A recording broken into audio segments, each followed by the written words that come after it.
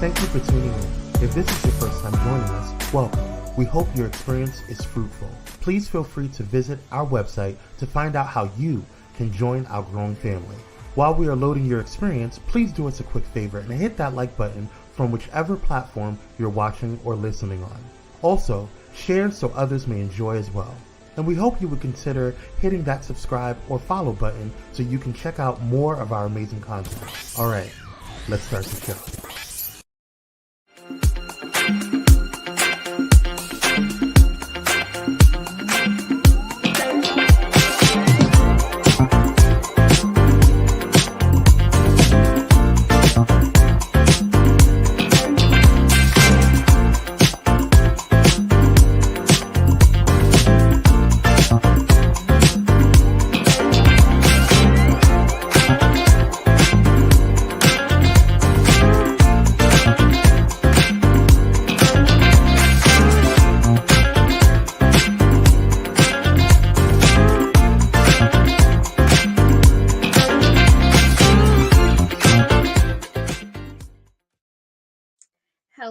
Hello, and welcome. Happy Wednesday. Happy October. Happy Breast Cancer Awareness Month. I am so happy to be back with you guys. I've been just kind of in and out as life has been lifing. But for those of you who are new, I am Tasha Champion, the Shenomenal Coach of Champion Empowerment. Always teaching you to love the champion you are. And this is She Is Shenomenal, where I interview amazing women doing some amazing things across this world. And today I have an incredible guest that we will be chatting with in just a little bit, Malkia Mann. I'll read her bio shortly. You guys are going to love her. I do want to give you guys a fair warning. There may be some triggers for those of you who either are dealing with breast cancer, maybe someone in your family is. There may be some triggers, but Malkia has opened up her life to really share some intimate details about her experience. So we will get to that shortly. With it being October, as you guys know, I am a triple negative breast cancer survivor, along with my sister, along with my mom. There's a history in my family. So this month really means a lot to me. It celebrates the work that I do with women that are going through breast cancer, whether I'm attending their doctor's appointments, sitting with them through chemo, being with them over the phone, whatever I can do to be of comfort and support is how I offer myself to those that are going through this time in their life. So this is a huge celebration month for me. As you guys see, my hair is pink. Y'all know that I wear pink for 31 days. If you follow me on my Facebook page, Tasha Phenomenal Champion, or my Instagram at the Shenomenal Coach, every day I'll be providing just information about breast cancer awareness, what you can do, people that I'm celebrating, giving you facts about breast cancer and mammograms. So be sure to make sure that you are following me and get these tips that I am offering you, because this is an important time and I'm here to be your breast friend and making sure that you put your breast care as a priority in your life. All right. So I don't want to prolong a lot of conversation here, because I really want to be able to get this conversation started with Malkia in just a moment. But before we do that, I need to have a very special Shenomenal moment, because this is my time of Libras, and I want to shout out my two babies. They are not babies anymore, but my daughter, who celebrated her 24th birthday last Wednesday, and my son, who is celebrating his 19th birthday today. So I want to shout out and send a very special, loving, happy birthday to Destiny, and a very special happy birthday to Dylan. Now listen, if y'all know anything about zodiac signs, I have a September and an October Libra, a male and a female. So sometimes those scales are not always balanced, but these are two amazing kids who are going to do amazing things in life. And I love them dearly and just wanted to shout them out, as they're going to have an incredible birthday year. So I'm really proud of both of them. All right. I want to get to this conversation. So I know it just started. We're going to take a quick commercial break. And when we come back, that is when we will have our interview with Malkia Mann so that we can really have a very intimate and personal conversation. I'm so honored that she has chosen this platform to share her story. So stay tuned, stick right here, and we will be right back.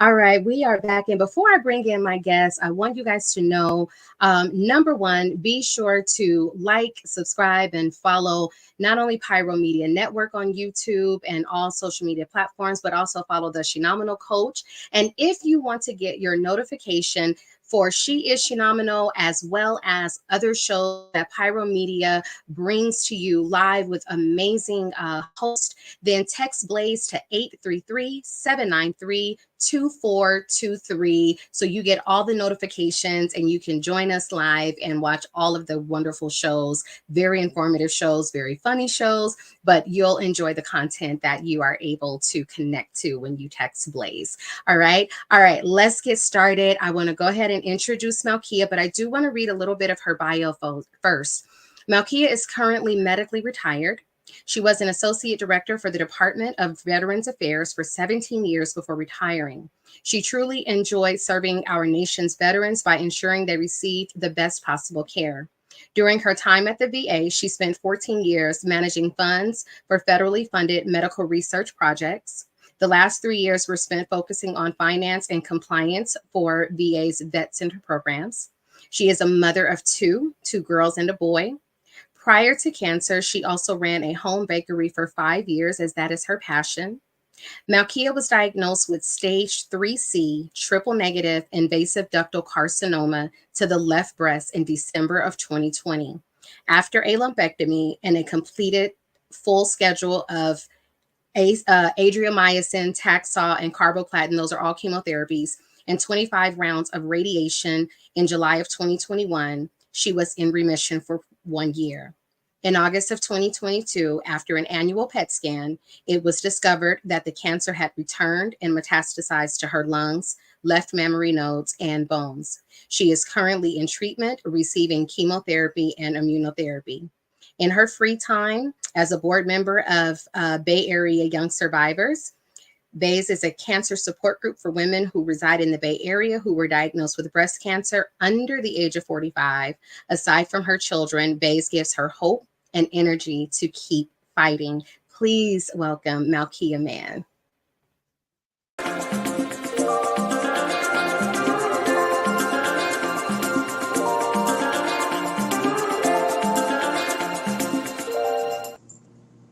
Hi, Malkia. Hi, how are you? Thank you so much for having me on the show and giving me an opportunity to share my story. I do want to start off and say I have 3 children. I have 2 girls. I have 3.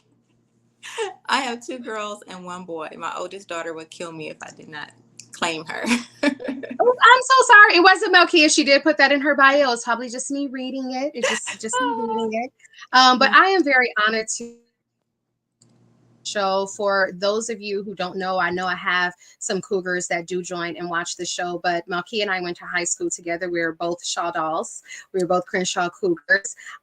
So when I saw her, just kind of her name came across, the suggested people, I added her, and then I saw that she was going through breast cancer, but I did not know the extent of it metastasizing until I actually got your bio, which I won't lie, really got me a little bit emotional.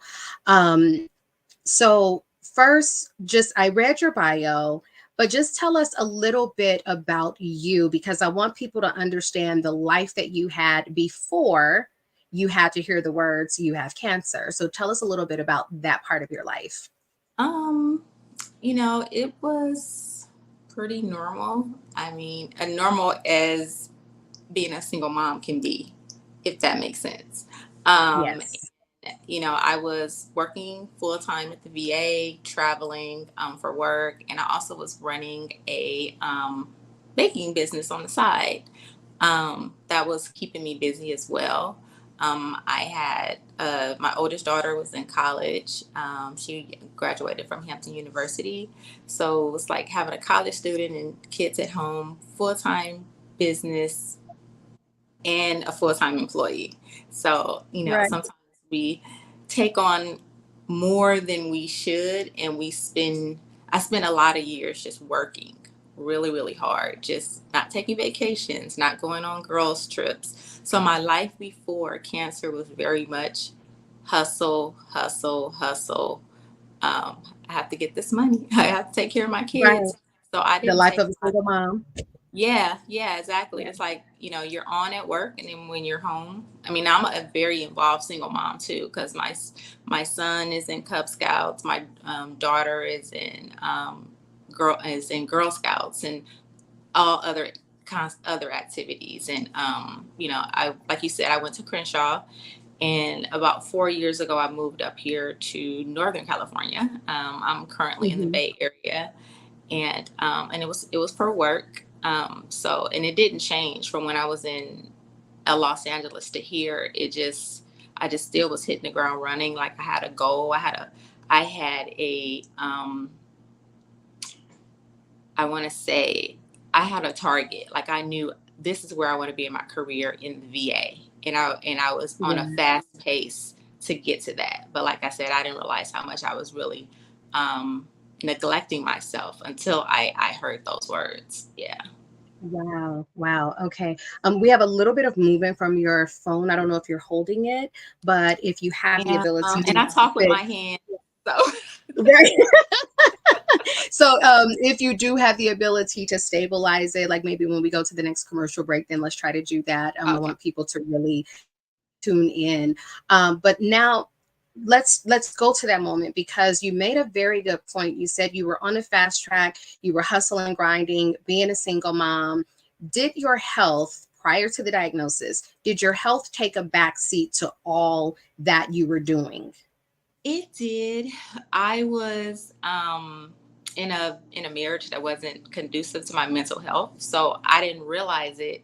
But I was getting high on my own supply. I was eating a lot of cake, and I started to look like it. And so once that marriage ended, I started working out. I lost like 30 pounds, was super fit, eating healthy. So yes, in the beginning of those years, it was, but towards the end, right before I found out that I did have breast cancer, I was super fit and eating healthy, which is why the diagnosis came as a surprise, Wow. because Yeah. the 2 years prior, I spent a lot of time working on my mental health and my physical health, even though I was still leading a fast paced life, as far as work wise goes. Yeah. So how did you come to learn that you had breast cancer? Did you find a lump? Was it a routine mammogram? Like, how did you come to know this? It's a very interesting story. I did not feel a lump. I have dense breast tissue, so every time I get mammograms or self exams, if the doctor's doing it, it's lumpy. So, but I kind of knew my lumps, so because I did self breast exams all the time. But Hmm. what stood out was, this is going to be a little TMI, but I had like a little bit of like discharge that came from my nipple. Mm. And I was like, this is interesting. Like, okay, a couple of weeks, maybe a month went by. Like, I didn't think anything of it.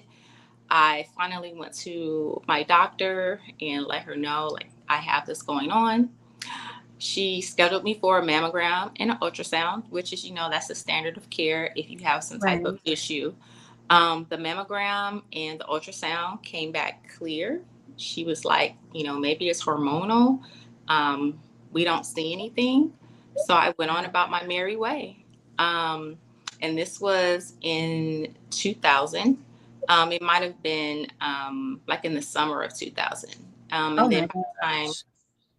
November came, my dad had a stroke, and I had to come down to LA, and it was not good. He ended up passing away in November, on November 2nd of 2020. And I subsequently ended up finding some a lump, and then also I had like blood that came out of my breast. So I went Mhm. back and contacted my doctor and was like, okay, I know my test came back clear, but this isn't right. Like something's going on. And that's where like being an advocate for yourself, and not just saying what she said was okay and then just going on about your business. Like, no, you need to, if you see something else, like go back or go get a second opinion. So they did Right. another ultrasound and another mammogram. And it was found that I had something called a papilloma, which Mhm. is basically like it's not an infection, but I guess to simplify it, Uh-oh. There we and go. yeah, and so the surgeon, he said, I was end up being referred to a surgeon, and the I'm sorry. surgeon, Hold on one second. I'm gonna pull you back a little bit because you completely went out. You said to simplify it, and then you blanked out for a second and then came back in. oh, sorry about that. So No, no, no worries. to simplify it, I was saying that I guess you can say it's like a infection in your mammary nodes. Mhm. And it's been they're benign, not cancerous at all. Easy outpatient procedure, according to my surgeon. That it can be. No, this is not going to be a problem. You're so young. You're 42. And so I'm like, oh. Right. And he said, let's get an MRI, and just to make sure we didn't miss anything. And this was in December. He said, but we can wait till next year if you want, because sometimes with insurance. And I said, no, I'm a government employee. I have good insurance. Let's do it now. Good Because I feel now. like a lot of times with minorities, I don't, it's that unconscious bias where they Yes. assume we might not have good insurance. So scheduled the MRI, and basically they found a tumor that was under the papilloma. Wow. So if I had not have had that papilloma, I probably wouldn't be here interviewing with you right now, because it would have been even further along. Right. Um, But let me understand. Let me make sure that I'm clear. mm, Originally, this was in 2000. 2020. I'm so sorry. Okay. Because I'm Yeah, like, that's a long distance. So the I first time you know. had I the know. discharge was in No, 2020. no, it was in 2020. Yeah, Okay. Okay. Got all it. the All right. twos. Yeah, everything kind of starts to run together, especially when Right. you go through something like this, like chemo fall, chemo brain, y'all. It is very, very Mhm. real. But I love the fact that you brought up about the unconscious bias, because not only is it true what you said, like sometimes it's like, okay, well, for Black people, you may not even have the best insurance. We don't know if your insurance is going to cover it. But also at the same time, you're not believed as much as well. And so when they did the ultrasound, when they did the mammogram and the ultrasound, because they didn't see anything, did she ever suggest maybe testing the fluid that had come out of your nipple, or was it more like, okay, we don't see anything and that's enough?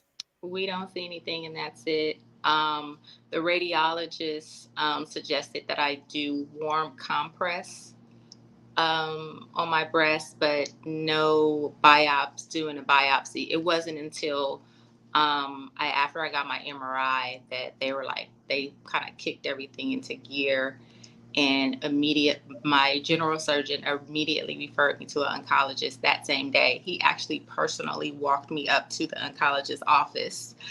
And I think he kind of took it a little personal when he was giving me my results, because I could see his facial expressions, because he was Right. like, we wanted to be positive, hormone positive. And when it came out to say that it was triple negative, his like head dropped. And Yeah, because I mean, you're aware triple negative is one of the most aggressive it is. It breast is. And for cancers that you those, can have.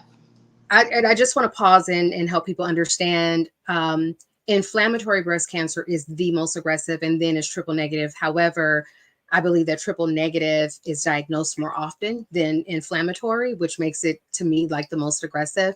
And what it means is that you are negative of your estrogen, progesterone, and HER2 receptors, which makes treatment that much more delicate. Like, you can't just get any chemo treatment. I mean, obviously with any cancer, but especially when you're dealing with triple negative, because your body is going to respond so much differently than someone else.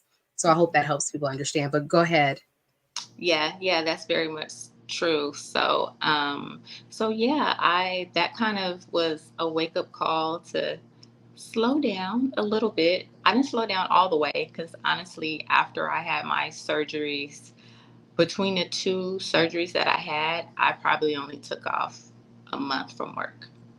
I want to ask a question, because by this time you had already had all of your children, correct? Yes. Okay. How old was your youngest one at that time? 4. Okay. 3. So you had your children. The youngest one is 3 or 4 years old. Is there did anyone talk to you about getting a double mastectomy versus a lumpectomy, being that it was triple negative and your age? Yes, I brought it up, and actually, I had another really good friend who has still walking with me through this triple negative breast cancer journey because she was triple negative as well. Um, Hmm. and she suggested that I bring that up to my oncologist, and I brought it up to her, and so she said that because I didn't have the BRCA gene, which is the breast cancer gene that they test you for, Hmm. because mine was negative, she didn't think that I would need to have a lumpectomy. She was like, there's a chance that it could still come back, and it could come back in another place that's not in your breast. So I did some research, and I was comfortable with just doing the lumpectomy because, and in the end, I'm glad that I didn't, because the reoccurrence did not come back in my breast. So I don't have any cancer in my breast tissue right now. Got So it. Okay. um, yeah, because I kind of would have been upset not having any breast, and it still Yeah. came back. So it would have been like a double whammy. But no, the Right. lumpectomy, my surgeon, I had clear margins. Um, I participated in a research study for the chemotherapy drug carboplatin, because Hmm. since I worked most of my career in medical research, working for the VA, I'm all for research. That saying that research Right. saves lives, it really It does. does. So I Yes. jumped on the opportunity because my oncologist, she was being very aggressive, and she was looking for research studies to put me in because of my age and the fact that I had small children. Like, she said she wanted to do everything possible to Right. make sure, that I was going to be okay. Right. So participating in that study, I ended up having surgery first. Then I had the series of chemotherapy drugs, and then finally radiation. Radiation. Okay. Yeah. And I'm glad that you brought up the research piece of it, because what I think a lot of people don't understand, I actually just got a letter from USC because I participated in a research study for them to study my cells. But I think what people really need to understand, as Black people, especially as Black women, um, our studies are different from our white counterparts. So if we don't participate in studies, then we don't get to have life-saving research done, because we're different. End of discussion. Like, we're different. Our rate of triple negative is so vastly different from our white counterparts. So if you have gone through any type of cancer and you are offered the opportunity, you may not want to do a trial, but if there is something that you can do to be a part of a research, I highly recommend that you do it if it's something that's easy and simple for you, because it really is needed. We need to continue to study cells from Black people so that we can begin to have more life-saving treatments. Absolutely. Absolutely, yes. Well put. I could not have said that better myself. I'm a big advocate for research. I actually just got an offer from a board or a nonprofit organization that does peer reviews for cancer research studies. Mm-hmm. And at first I was like, I don't want to do that. And they only meet 3 times a year. Um, but once I started thinking about it, I started kind of thinking about what you said. And it's like, that's how you make a difference, being Yeah. on that other side, helping to make decisions. Because I was like, me as a Black woman on a board like that, where we're doing reviews of studies, maybe I can have an influence of getting them to approve a triple negative research study that may come Yeah. across. Right. So I decided to, say yes and go ahead and participate in that. And I don't know when it starts, but I'm really looking forward to having the opportunity to review these research grants and give my opinion from a patient point of view, but also from a Black woman, and how Yes. cancers affect us differently, like you said, from our counterparts. And I believe a lot of it is, it has to do with stereotypes, resources, stigmas. Yes. I have a few people in my family who they're not getting a mammogram. It causes Right. cancer. It's like Right. mammograms cause cancer. I'm gonna need you to go get the tatas checked. Yes, Um, like I say, the smash will save your life, because I used to work in a doctor's office and it was always like, oh my God, it's going to hurt. Like, I heard that it's so yeah, painful. I'm like, listen, number one, if you had a baby, there's nothing more painful than that. So if you've had a baby, you can smash your boobs, but the smash will save your life. And I want people to really understand and research this if you need to. When you get a mammogram, the likelihood of you needing additional testing like an ultrasound, it only happens in 10 to 12% of women need additional testing. Okay. If you need additional testing and that results in having to have a biopsy, 80% of women come back with a benign mass. So, really, the diagnosis is still a lot less than it is for those who are not diagnosed. So if that can help anybody minimize a little bit of your fears behind getting a mammogram, I hope that is supportive for you. But do the research yourself. If you don't believe Tasha, do it yourself, because that's what it is. Malkia, now you went through the surgery, you went through chemo. Let me ask you, because a lot of people have this image of TVs and movies where you've got the chemo needle and you got the bucket over here and you can't walk, you can't do anything. What was, before we go to commercial break, what was your chemo experience like? Because my sister and I were diagnosed 2 weeks apart, and we had two different experiences, but they weren't horrible. So what was your experience like? Because I see a lot of people, they don't want to do chemo. And I've seen recently two people that have passed away from triple negative because they didn't want to do chemo. yeah. So I was afraid. My mother, some probably 20 years ago, she's a breast cancer survivor, and I remember watching her go through chemo, and she couldn't get out of bed, just bedridden. And so by the time she felt better, it was time to get chemo again. And again. Um, so when she found out that I had cancer, she cried, and she's my rock. So I wasn't used to seeing that from her. You have that one person in your life you call them and they're going to get you all the way together. And I thought, I just knew that was what was going to happen. But she, told me, she cried because she knows what I was going to go through with chemo. But that was 20 years ago. And so it made me a little afraid. I was going through treatment the first time during the pandemic. So I had to do everything by myself. All my surgeries, I had to get dropped off. There was no one waiting with me while I was getting my surgeries. Chemo, I was almost always the only Black person, the youngest. There was a lot of elderly people there. But it was actually a nice experience. My daughter, once the pandemic lifted, she got a chance to come and sit with me, and she was like, oh, this is nice, they give you snacks and everything. Yeah. But the hospitals have really changed. it's not what the TV portrays at all. And Right. that's one of the reasons why I do share my story, why I post, why I put pictures of me smiling. I still put on makeup. I'm still a mom. I'm still active. Because of the research and the advancement in medications, even if you end up getting to stage 4, is if you're really on top of it, it's almost like a chronic illness a little bit, not to downsize it, but it's it's just, I want to break the stereotype. I want to Yes. break the cancer stereotype and know that you can still have a life. You can still exercise. You can still work if you choose to. If you're, if the chemo medications are not,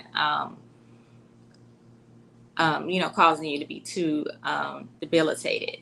They But have like, it under control a lot more these days it's than, more targeted. again, yes, my mother had it in 97. So if your mother had it 20 years ago, not that far off from my mom, and you're now her daughter. My mother had to hear your daughter has cancer, and 2 weeks later, your other daughter has cancer. So I understand the fears behind that. Like, you are close to your mom, we're close to our mom. So I hope Right. everybody is seeing, like, we have these things in common. And what I hope you can take away, like, I didn't realize that me and Malkia's stories align in a lot of different ways, from our moms to, having to now deal with our moms being the caregivers for us. But I hope you guys also see that having to do chemo is not the end. Hearing the cancer diagnosis is not always the end, right? Right. So we're going to take a quick commercial break, because when we come back, I want to talk about you completing that cancer, that being done, you're now in remission, and then you find out that the cancer has come back. And notice, I will not say your cancer, because I don't believe that it belongs to you. So I'm going Absolutely. to It does not. constantly say that cancer. Yes. And my Right. mom says, you are a beautiful lady. Oh, That thank was my you. mom that, yeah, my kid is a beautiful young lady. Absolutely. So we're going to take a quick commercial break. When we come back, we'll continue with Malkia's story. I hope you guys are getting a lot out of this, because the one thing I want you to take away is you cannot be afraid to get to the doctor and make sure that your health is your priority. We'll be right back.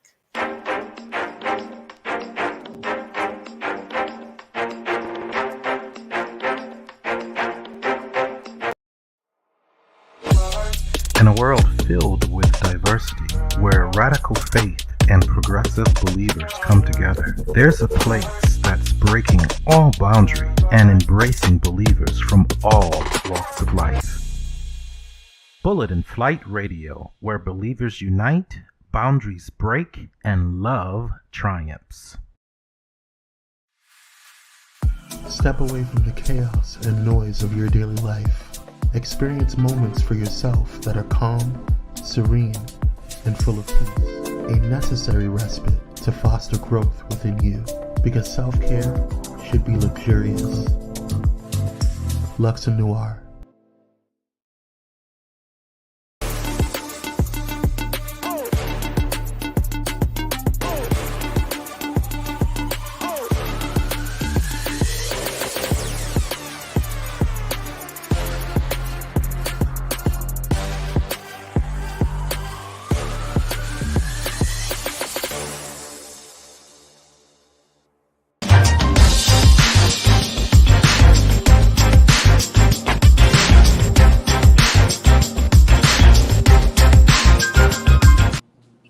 We are back, and I am kicking off October, 31 Days of Pink.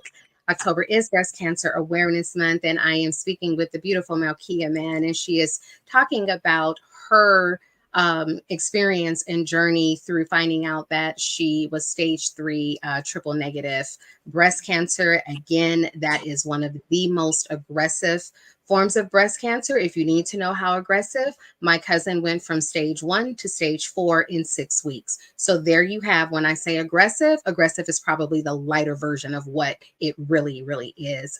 Now, Malkia, you went through a point where you had the surgery, you had chemo, you had radiation, and now the cancer is gone. Yes, And yes. you are in remission. I got my PET scan at the end, and I was cancer free. Yes. So, So and I just, sorry, go ahead. no, go ahead, hon. You're fine. So yeah, so found out and that was about a year, and I was not getting scans every 6 months because Mm-hmm. I did not have the BRCA gene. And so the standard of care is if you have the BRCA gene, then you're eligible. Your insurance will pay for you to have scans every 6 months. And I really want to look into doing some type of advocacy. Like if you're diagnosed with triple negative breast cancer, whether you have the gene or not, Or not. you should be getting your scans every 6 months. Let me ask you, is your mother the only one on your maternal side that had breast cancer? Yes. Okay.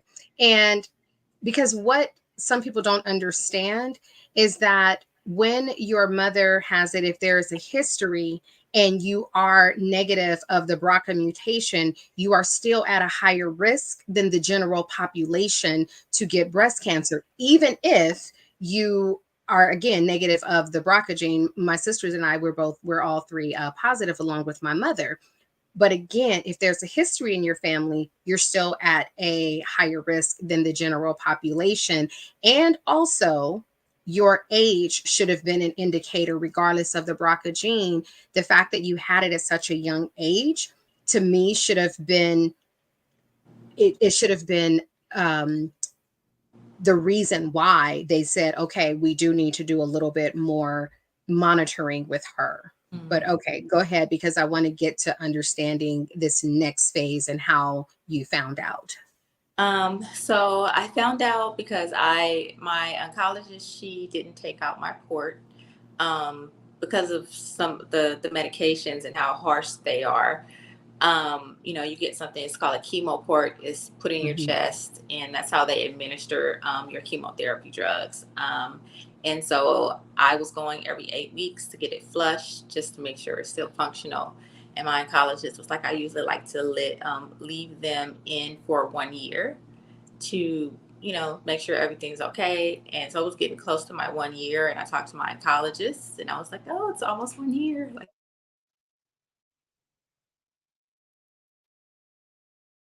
Uh-oh, she froze for a bit. let's do a PET Oh, scan. there you go. Okay. Um, Were frozen for a moment, but okay, so you got to the 1 year and you were getting your PET scan. yeah, PET scan. And so I got my PET scan and thinking that I'm going to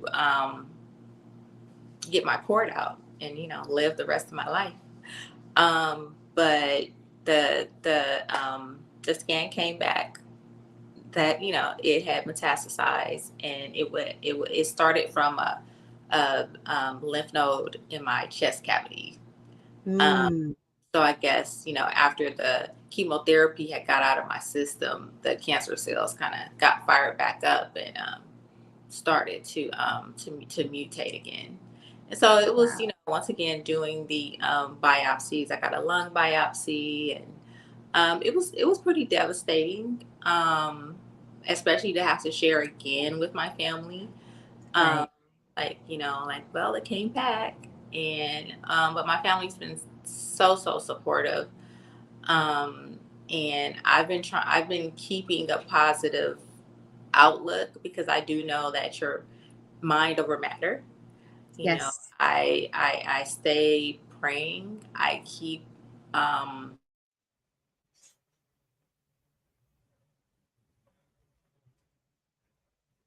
Uh-oh, y'all thought she was thinking, but actually she is frozen for a that second. all the energy that is around me is positive. Okay. Just to kind of keep that positive healing energy. Right. I also started seeing an internal medicine doctor who Mm-hmm. specializes in Chinese medicine, getting acupuncture, and just, doing a lot of mindful things, yoga. And I feel like it has been helping keeping me stable and keeping me healthy, keeping me, you know, Right. this that you see right here it takes a lot of work. And Right. I realized, like we were talking in the beginning, about my life before, and I was telling you how it was fast paced. Like, I want to get to the top of the government level, the max that I could make. And around December of last year, I was like, you know what? This job is not more important than my life. Um, Right. Climbing that, leadership ladder is not gonna, I've missed out on so much. So I, told my job I was gonna put into medically retire, because I researched into it, and I qualified to and be able to, still survive, and take care of myself and my children. So it was like, why not? Mhm. So, And I'm sorry, can I ask, if you don't mind sharing, what is the prognosis right now?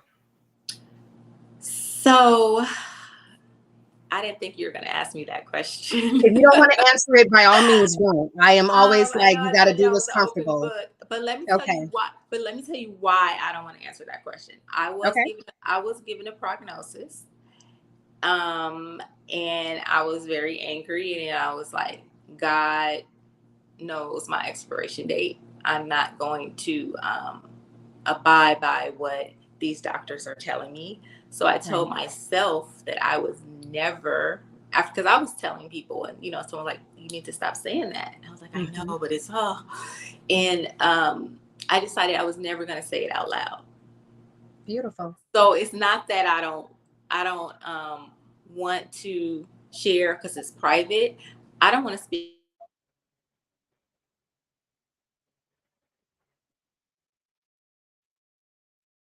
Uh-oh, we had her and then she left out again. But for those of you that are watching and listening, I totally understand what she's saying. I am a person who believes in the power of the things that you say. And I'm that person. When I went through, before I started chemo, we had to have appointments with a chemo nurse that goes over all of the things that you are going to experience. Not that you might, but they tell you that you are going to experience these things.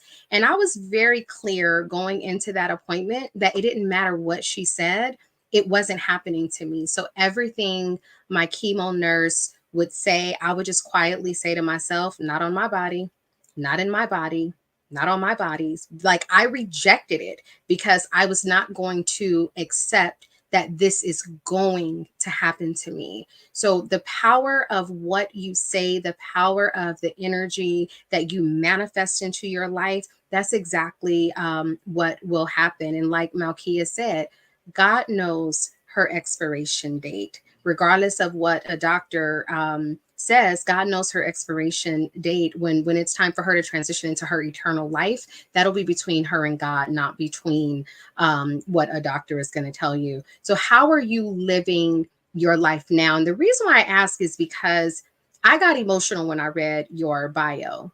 Right, I thought you were completely in remission, and I'm just going to say you're cancer free. I never even use the word re because it means again. Right. And in looking at your social media, I'm always seeing you so vibrant, so loving, so beautiful, made up, dressed, enjoying life, fishing, like doing all of these things. And I'm like, so when I read that, I was like, wait a minute, huh? So you're using living as your way to live through this. That I could not have said it better. I actually am. And that's why I decided to stop working, because I could still be working right now. And I was like, Mhm. absolutely not. I'm not wasting any more of my good years working. So, my job now is taking care of myself. I have my doctor visits, and my medical team I'm satisfied with. And I spend time with my children. I travel because I have the free time now. I, go visit. I have a long list of friends that I, want to go see, and that I haven't seen in forever. I still take care of my body and work out, when I can. I just wanted to break like I was saying, I just wanted to break the stigma of cancer. Yeah. Because I have had some people feel like I should be in the house. I should not be outside. Mhm. but I'm still alive though. And Right. I had a friend, he had a rare form of cancer, and he passed away a, about 3 weeks ago. My And apologies.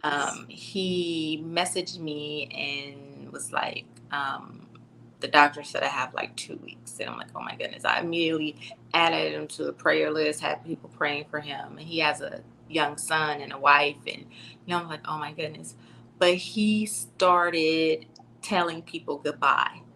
And it was like 3-4 days later he passed away. So that goes back to me saying I really believe what you believe in your head, it will happen. It's Yes. like that mind over matter, speaking things into existence, staying positive. And honestly, what helps me is helping others. That's why I joined the Bay Area Young Survivors. Actually, in the beginning, I was on Facebook, Google, YouTube. You're looking for all kind of resources, and Right. someone from the Bay Area Young Survivors actually found me and was like, "Oh, I see you're in the Bay Area. Like, join this group." And it's a very open group. Lots of resources, from financial to peer support, doctor advice, because we're all in the general Bay Area. So it's like, I'm seeing this doctor. Like, has anybody seen this doctor? And other women would chime in.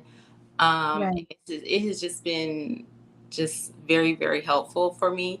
But I started when I found out that things had metastasized. I stopped working. I started getting more involved. I started, because at first I would just read what other people were saying, but then I started chiming in, and I was asked to be on the board to represent the metastatic people in our group, and Wow. have their voice heard, because we have a separate subgroup called Mets in the City, kind of going after Sex in the City theme. Right. And That's cute. yeah, so because when you have MBC, which is metastatic breast cancer, you have a little bit, you have different needs than a little bit Yes, extra. You need a little bit extra than you do. someone who's going through, in earlier stages. So Right. yeah, so that subgroup was created, and I've been just getting more involved, and I'm starting to facilitate support groups. And at the end of each call, I feel better. I feel energetic and positive, just talking to someone Yeah. who just found out about their diagnosis, and they might be stage 2, but in their mind, that is the end of the world. Like, And that's how people take it. anytime you're told the C word, it's, People start planning their funeral before they plan to live. yes, Yes. absolutely. So, Now, I'm sorry, I don't want to, I oh, no, don't no, mean to go cut you ahead. off. I just know we're coming down to time. Um, Before I close out, because I was talking to my cousin, Bianca Page, and I was saying I really just felt earlier today in my spirit that you should come on and pray for my guest today. And I was telling her how we know each other. And as I told her your story, she was like, wait a minute, I think that's my soror. Like, that's one of my sorority sisters. And I was like, oh, yeah, she is, AKA. So before I bring Bianca in to pray, there's something I want you to give everybody a message, because there's a few key pointers you made. And one of the biggest pointers that you made is that you were on this fast track of how you saw yourself climbing the corporate ladder. You were working hard, you were doing all these things, but never taking a vacation, never doing like all of the fun, because you were so focused on what your corporate life was going to look at. So can your final thought, if you don't mind, just speak to that woman who's living that life but not living? And if you could do maybe 30 to 45 seconds. Okay. I would say that saying, stop and smell the roses, stop and smell the roses. Don't work yourself so hard. When you are tired, take a break. Do those self breast exams. Go to the doctor. Don't miss your doctor appointments because you can't take off work because you have this deadline that's due. Um, and just, advocate for yourself and live life, love your family and your friends every day. If that's what gives you joy, if helping others give you joy, just find your joy. Find your joy and live it. That would be my advice. Yes. Beautiful. And I will add, find joy in every day. Don't wait for the big things to feel joyful. Find those joyful moments in every day. Yes. So thank you so much for being a guest today. Thank you so much for vulnerably sharing your story. These things are not easy to talk about, but every time you talk about it, you give another woman hope, you give her motivation, and then you give that one woman that strength to go, you know what, let me make my mammogram appointment, or I better call the doctor about what I'm feeling right now. And Bianca and I know a couple of people that like waited, and I see it every day in the work that I do. So I applaud you. I love you. And I'm so grateful that you are here to share your story and continue to share your story and continue to support people through this, because your light is needed in this world. And you are such a beautiful Shenomenal woman. Thank you. Absolutely. Let's go ahead and bring in Bianca Page. You guys all know her. She is one of my business partners, one of my co-authors, my minister, mentor, a little bit of everything combined into one. And she is Malkia's sorority sister. And I just thought, like I said earlier today, my spirit just asked for her to come on and pray over Malkia so that we can all hold this energetic love, light, and life for Malkia. Bianca.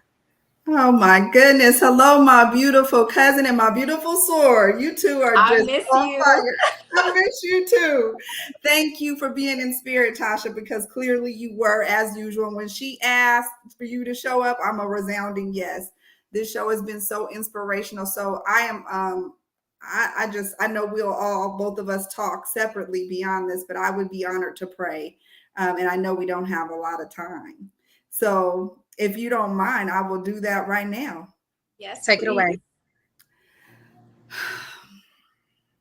Father, Mother God, most highest spirit of the universe, we come for you right now, and we are bringing together in a oneness your spiritual children, and we are uplifting the beautiful Miss Malkia on her journey as she continues to enlighten, to touch lives, to bring joy, to bring a message of hope, and to be a leader of the light.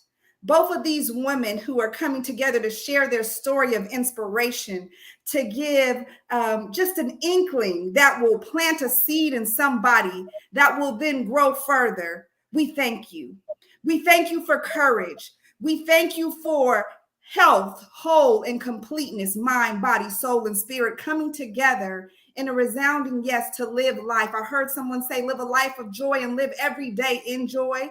And we ask that you continue to renew the strength of these women, renew the strength of Malkia as she continues to go on her walk and to touch lives, to give her the strength to continue to be that amazing mother and to be that amazing woman, and all the titles that combine into one to embody her in spirit form, walking along this earthly plane to touch and to be a true example of what it is to take any situation and find purpose in it. We ask you to renew her body in every cell, every breath. Let it be full of life. Let it be full of empowerment. Let it be full of you.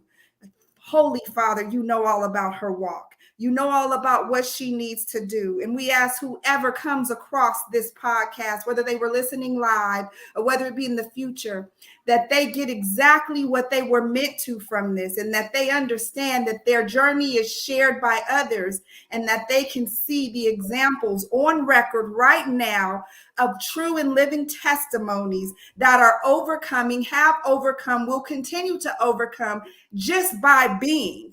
There is no destination. The journey is life. And I ask you to continue to enlighten their walk, guide their footsteps, encamp your angels around them, north, south, east, and west, and allow them to show up every day, specifically Malkia, in this prayer, the best version of herself, and to renew and refresh her journey so that she can continue to be an example of your Holy Spirit embodied in flesh. We ask these and all other blessings in the name of the Most High, and so it is, and so it is. And whatever you believe, may you call on that right now in unity with us. Amen. Amen. And so it is. Thank you. I feel the love. Thank you. Thank you both for praying for me. Everyone out there in the internet world, thank you. I appreciate every prayer, every positive energy as I walk on this journey. Yes, absolutely. Thank you, cousin. Thank you so much for immediately being a yes and jumping right in. We have people watching and saying amen. And I'm so grateful again. Thank you for sharing your story, because you just gave someone light where they felt darkness. You just gave them a peak of light, and they can now walk in that light and be okay. You're going to be okay, because you have a lot of work to do that God has ordained you to do, and that's what you're here to do. Believe it. All right, you guys have a beautiful day. For everyone out there, it is October. This is Breast Cancer Awareness Month. Please be sure to get your mammograms. Please be sure to do your self-exams, and please be sure to get your annual exam. Those three things are crucial to your breast care. Have a beautiful and Shenomenal week.